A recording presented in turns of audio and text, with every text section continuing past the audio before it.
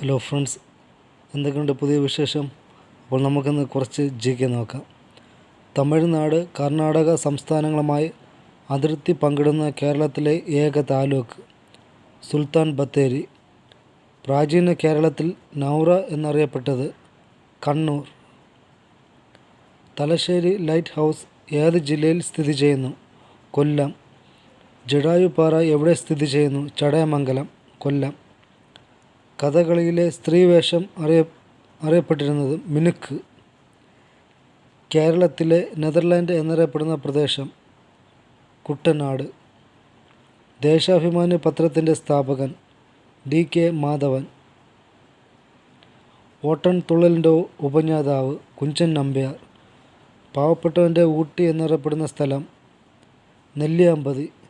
സംസ്ഥാന forest development കോർപ്പറേഷൻ്റെ ആസ്ഥാനം കോട്ടയം.